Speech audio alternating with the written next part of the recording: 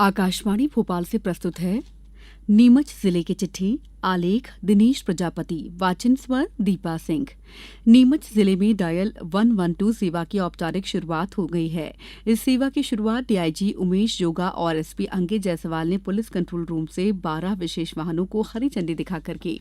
इसका इस्तेमाल सड़क दुर्घटनाओं, प्राकृतिक आपदाओं, महिला सुरक्षा, आगजनी और अन्य आकस्मिक घटनाओं में तुरंत मदद के लिए किया जाएगा। जिले में भारतीय रेडक्रॉस सोसाइटी की प्रबंध समिति के चुनाव की तैयारियां चल रही हैं।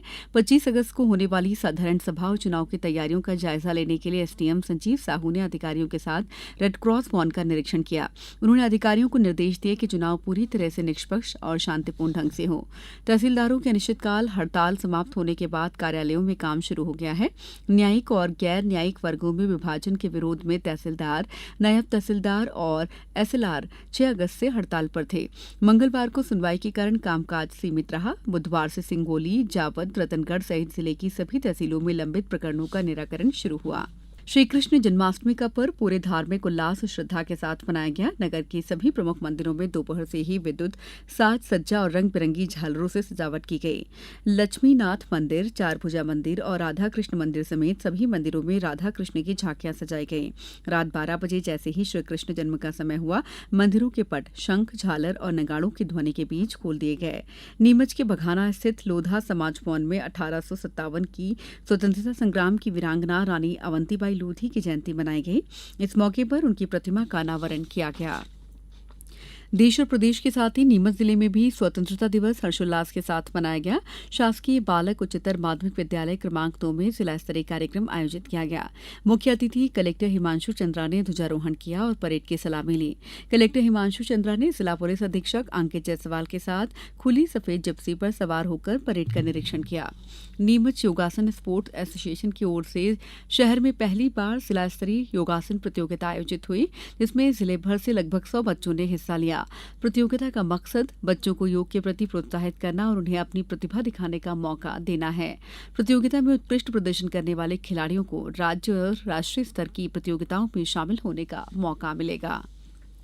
नीमच रेलवे स्टेशन पर यातायात पुलिस, रेलवे सुरक्षा बल और रेलवे अधिकारियों की टीम ने मिलकर एक विशेष अभियान चलाया। यातायात थाना प्रभारी अमित सारस्वत ने चालकों को बताया कि राहगीर योजना मध्यप्रदेश सरकार द्वारा चलाई जा रही है, जो केंद्र सरकार की पहल पर आधारित है। इस योजना के तहत अगर कोई व्यक्ति सड़क दुर्घटना में घायल किसी व्यक्ति को अस्पताल पहुंचाता है तो उसे 25,000 रुपए का नगद पुरस्कार दिया जाएगा।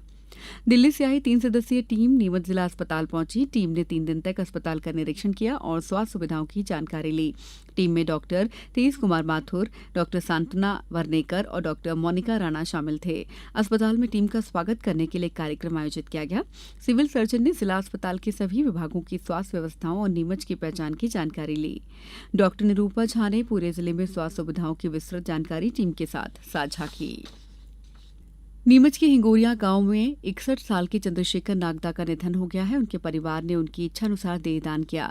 चंद्रशेखर ने 10 साल पहले घोषणा की थी कि उनके निधन के बाद उनका शरीर हेल्थ साइंस के काम आए। उनकी अंतिम यात्रा हिंगोरिया से शुरू होकर नीमच के मेडिकल कॉलेज तक पहुंची, जहां देहदान से पहले उन्हें गार्ड ऑफ ऑनर दिया गया, साथ ही सलामी भी दी गई। मध्यप्रदेश के मालवांचल में विदेशी ड्रैगन फ्रूट उगाया जा रहा है। कोविड के समय 2 दोस्तों ने परंपरागत खेती छोड़कर कुछ अलग करने के बारे में सोचा। ऑनलाइन और ऑफलाइन 2 साल रिसर्च की, फिर ड्रैगन फ्रूट उगाने का निश्चय किया। 1 बीघा में 300 पौधे लगाए। 2 साल बाद 4 से 5 टन उत्पादन की उम्मीद है। नीमच जिले के मनासा के हरीश पाटीदार और महेश भट्ट ने ये नवाचार किया है। नीमच जिले के मनासा में कृषि उपज मंडी प्रांगण में 3 दिवसीय संभाग केसरी कुश्ती प्रतियोगिता का आयोजन किया गया। इस प्रतियोगिता का आयोजन इंडियन स्टाइल कुश्ती संघ नीमच में और श्री पंचमुखी बजरंग व्यायामशाला ने कराया। ये कुश्ती 40 से 65 किलोग्राम और उससे अधिक वजन के पहलवानों के बीच हुई। जिले की चिट्ठी समाप्त हुई।